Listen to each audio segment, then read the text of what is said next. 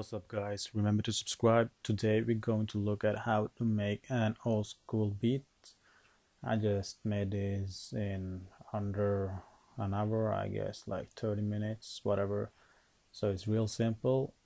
The first thing you gotta do is make sure that the BPM is around 75 to 80. I've chosen 80 right now, and what this BPM really does is that it makes you have kick right next to each other, and it still sounds good, and the kicks also get a little bit wider, and the same goes with the 808, so you can really hear all the 808. If you're having it at 140, the 808 will go real fast, so make sure you put 80 to get it right kind of bass and kicks so it fit with the song. Let's start with the piano or the melody. Just make sure that there is a note everywhere like this.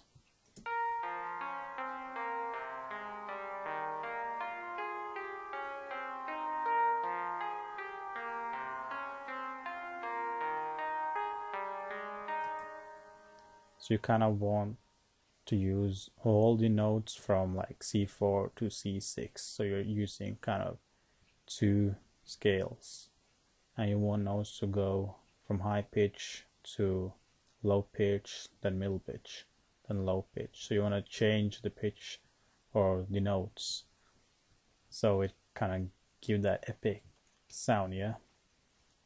When it comes to the string, what I did was I just chose the first note from each kind of bar. So this note right here, here, and there, I just copied that into the strings, and then I made a chord progression with that in mind, and it sounds like this.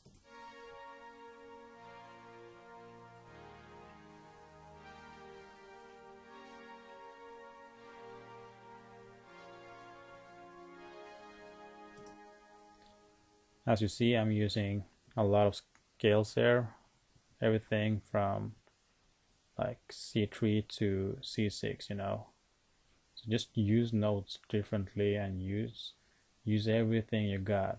Don't just stay in the same spot right here or right here. Just use everything, go from higher pitches or higher notes and to lower notes. It really gives that unique sound. Now let's look at the kick. What I did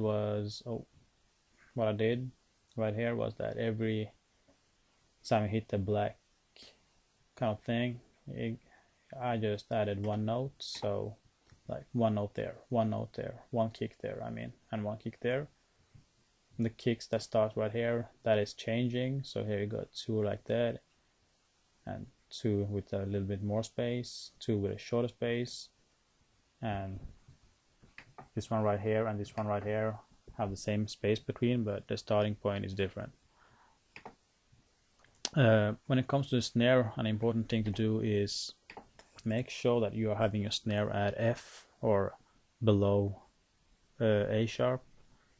Try F, try G, whatever. It really gives that old school snare sound. So this is my snare pattern, and the same goes with the clap. Just copy the snares into the clap and make sure it is in a lower pitch. Every third time the snare hits, I added a snap just to create a little bit more punch to the snare. And here are my hi-hats, which are just one hi-hat there. Every second time there is a single hi-hat. In between I just added some more. Do the same as the kick and do the same as the snare and clap. Make sure it is at a lower note like F, as you see. And then I add the open hi-hat every time when it hits here. Yeah, let's listen to it.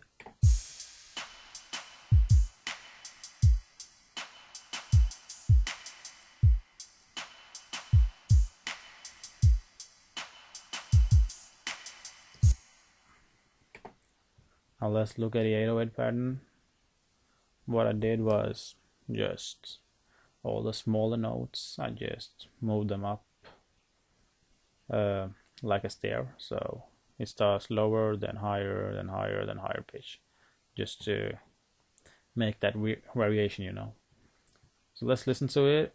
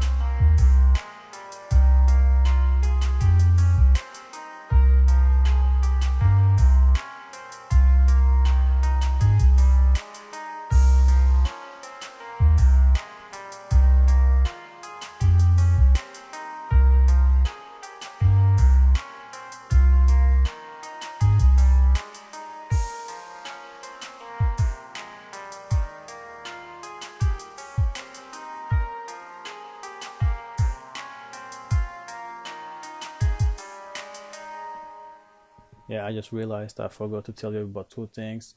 The first thing, I'm starting the bass line with a crash, as you probably heard. The other thing I did was just copy your snare pattern into the 808. So here's the first 808, which is just an 808 going everywhere during the track. And what I did here was that every time you hit the third snare, I just shorten the 808, as you see. And the third time it hit the 808, what I did was that I shortened also these two times. So every time there's a snare hitting, the 808 just disappears. And that's really cool, just to like create some variation with your track so it doesn't sound repetitive during the whole song. Remember to subscribe.